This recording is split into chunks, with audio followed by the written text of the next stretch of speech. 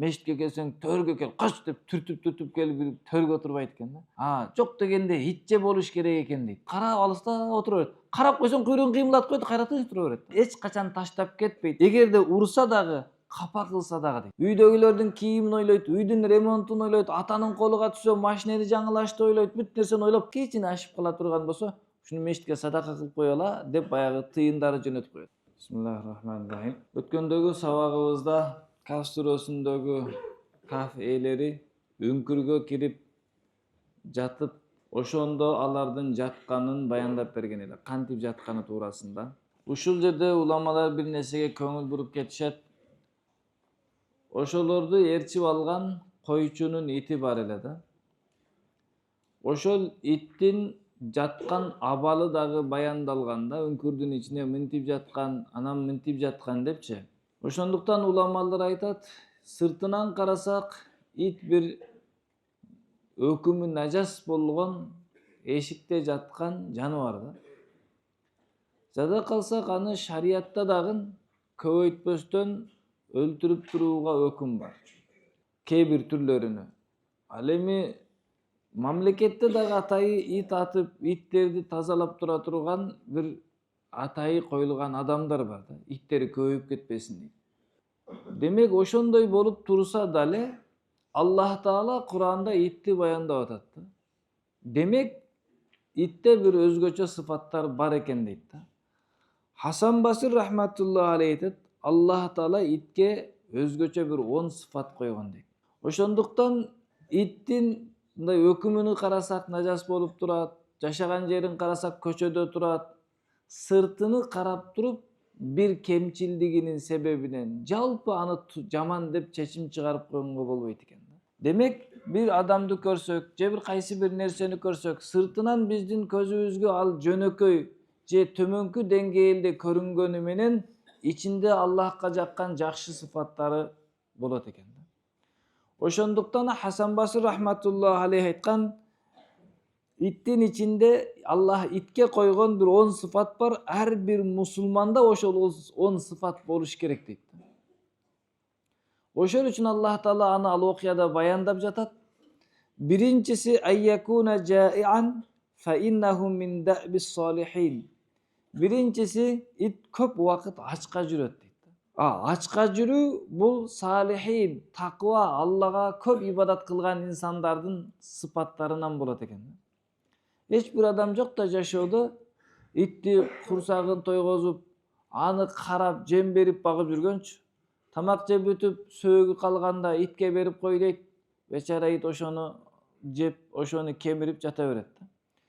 Ит көбүнчө ачка жүрөт экен. Аллах Тааланын салих пенделери, таква пенделери да көбүрөөк ачка жүрөт. Пайгамбар алейхиссалату вассалам 2 күн катарынан будайдын нанын тое жеген эмес. Бир күн тое жей турган болсо, эртеси күн ач болот эле. Пайгамбар Аллахтан дуа кылып да сураган. Алла, Мухаммадтын үй бүлөсүнүн, саллаллаху алейхи вассалам, үй бүлөсүнүн ырыскысыны куутан кыл деген, дагы бир риваятта кафафан кыл деген. Кафафа дегени жетиштүү кыл, ашып калбасын, муктаж болуп суранып калбайын деген маани дейт. Куутан дегенин мааниси керегинче муктаждыгына жетиштүү кылгын деген. Ошол үчүн кээ бир күндөрү ачка болуп Аллах Тааланын кедей пенделерин эстейт эле. Кээ бир күнү курсагы тоюп, Аллахтын берген ниаматына шүкүр кылат эле. Ошол үчүн салих пенделер кээде орозо кармап ачка болуп турат эле. Ошондуктан адам канча көп курсагы ач жүрсө, акылы ошончо курч болот экен. Себеби курсагы тойгон адамдын уйкусу келет. Курсагы тойгон адам эч нерсе туурасында ойлонбойт экен. Курсагы ач адам ойлонуп баштайт экен. Адамга качан кыйынчылык келгенде баш иштейт. Ошондуктан салих инсандардын сыфаты бар экен, ачка жүрүүсү. Экинчиси алла якуна лаху маканун ма'руфун. Белгиленген бир үйү болбойт экен. Жазда бир жерде жатат, кышта дагы бир жерде жатат. Вазалика мин аламатил мутаваккилин. Аллахка тобокел кылып, Аллага таянган инсандардын сыфаты ушундай экен. Кайсы инсан Аллага таяна турган болсо, Аллага тобокел кыла турган болсо, ал инсан бир жерге аябай отурукташып, ушундай бир имараттарды куруп жашап албайт да. Баягы өлбөй тургандайчы. Кээде биз ушундай карап көрсөк, туугандарыбыз имарат куруп атат, үй куруп атат, өзүнө карасаң, өлбөй тургандай да, бирок жашы 60ка келип калган да. Ошол үчүн Аллага тобокел кылган инсандар ар бир ишин Аллага тапшырат эле. Мына ушундай да сыфаты бар дейт. Үчүнчүсү алла янама минал лайли илля калилан. Үчүнчүсү түндөсүндө аз гана уктайт. Ва залика мин аламатил мухиббин. Бул болсо Алланы сүйгөн инсандардын белгиси дейт. Алланы сүйгөн инсан түнү уйкусун таштап Аллага жалбарып ыйлайт экен. Бардык адамдар уктап, таттуу уйкуна кирген мезгилде, же дагы бир инсандар дагы бир иштерине киришкен мезгилде не кылат? Алланы сүйгөн инсандар Аллага жалбарып, Алла менен сүйлөшүп, Алланы мактап, Алланы даңгазалап, ибадат кылып, зикир кылып өткөрөт экен да. Дал ошондой эле не кылат? Иттин дагы аламаты түнү менен уктабайт экен да. Төртүнчүсү алла якуна лаху мирасун. Эгер ит өлүп кала турган болсо, анын мурасы жок экен. Бөлүштүрөйүн десең, калаткан иттен калды дейин десең, эч нерсе жок экен да. Ат өлсө дагы жабдыгы калат экен, ээри калат экен. Ит өлсө эч нерсе калбайт экен. Жок экен да анда эч нерсечи. Ва залика мин сифатил мутазахидин. Бул дүйнөдөн оолак болуп, дүйнөдөн алыс болгон инсандардын сыфаты экен, белгиси экен да. Ошол үчүн пайгамбарлар кайтыш болгондо алардан мурас калбайт да. Пайгамбар алейхисаламдан мурас калган эмес, Абу Бакыр Сыдык радыйаллаху анхудан мурас калган эмес. Ошондуктан дүйнөгө кызыкпаган инсандардан мурас калбайт экен. Себеби ал дүйнөгө кызыгып чогултпайт экен да. Тапкан нерсесинин бардыгын акыретке жөнөтөт эле да. Бир жолу Умар радыйаллаху анху Айша энебизге бир жылдык тамак ашына жете турган азыгын жөнөтөт. Айша энебиз ошол күнү орозо болчу.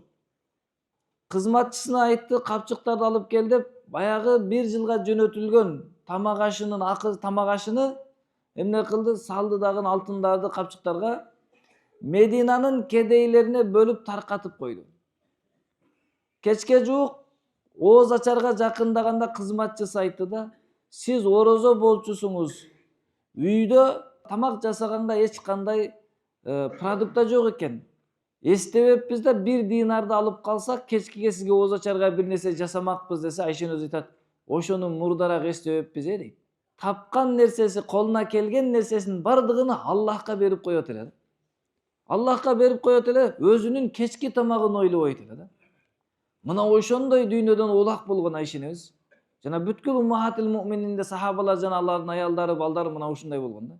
Эми элестетели, биздин бирөөбүздүн колубузга, же биздин апаларыбыздын, же эже карындаштарыбыздын, аялдарыбыздын колуна бир акча түшүп калса, кичине тыйын түшүп калса, биринчи эмнени ойлойт? Биринчи эмнени ойлойт?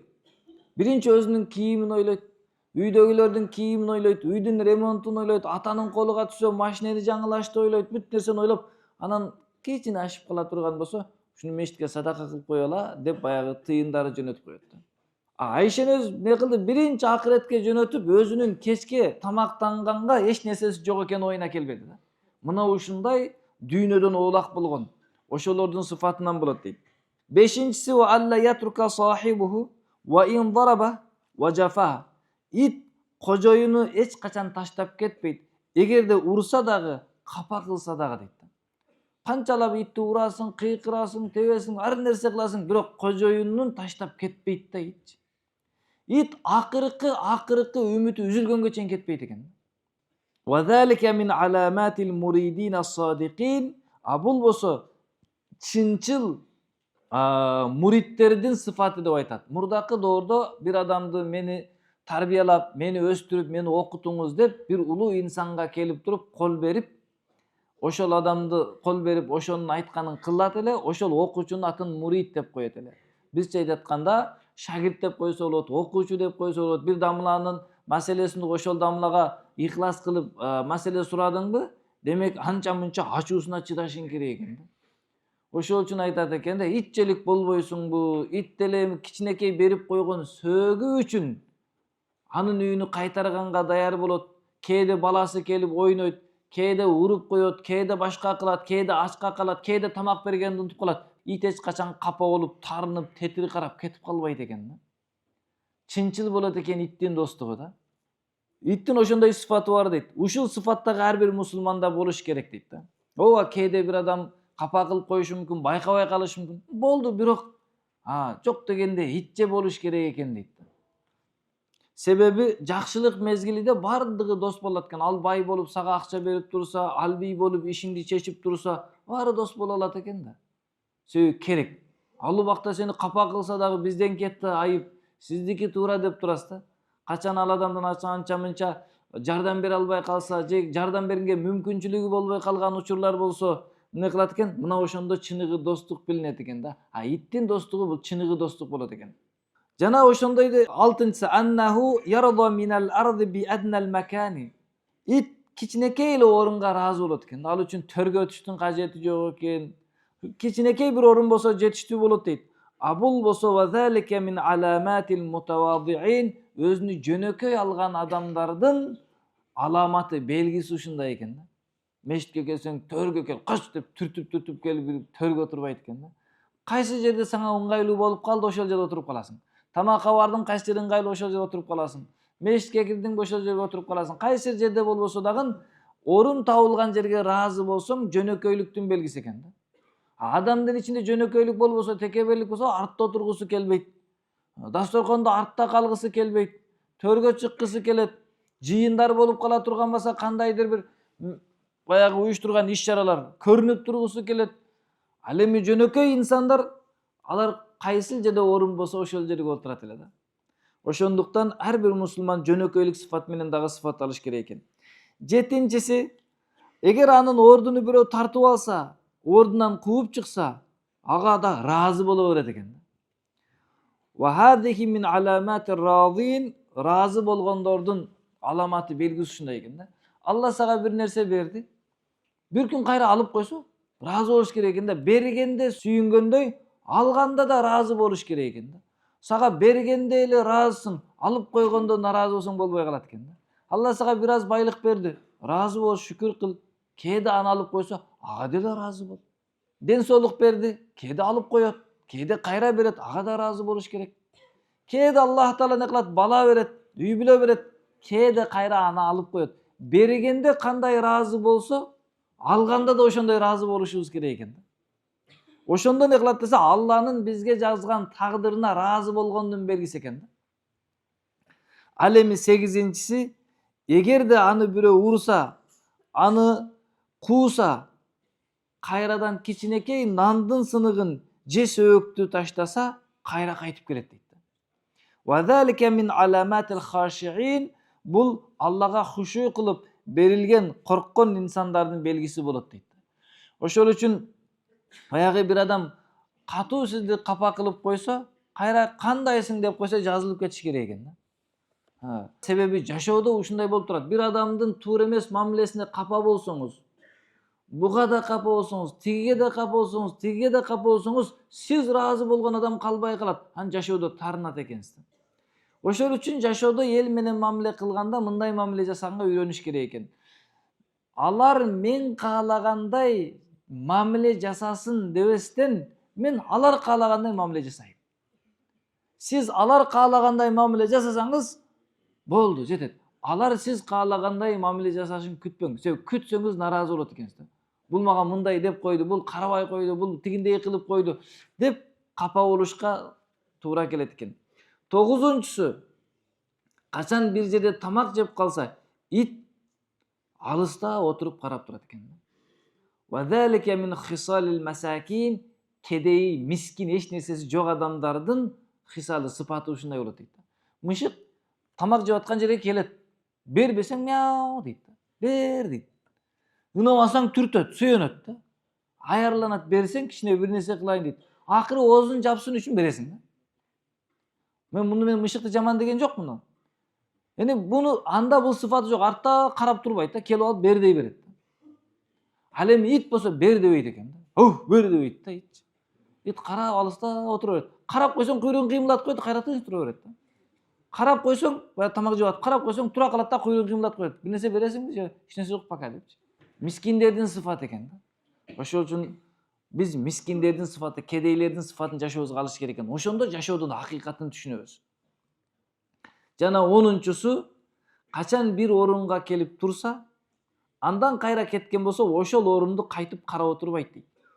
Вазалика мин аламатил махзунин, бул жашоодо кайгырып жүргөн инсандардын аламаты ушундай дейт. Кайгырып жүргөн дейт. Өткөн жашоосуна өкүнүп туура эмес кылдым, бул жерде да туура эмес кылдым, эми мындан бул жагын жакшы кылам деп өкүнгөн инсандардын сыфаты ошондой, баягы кылган катасына кайра кайрылбайт экен да. Андан али дальше жакшы жашоого аракеттенет экен.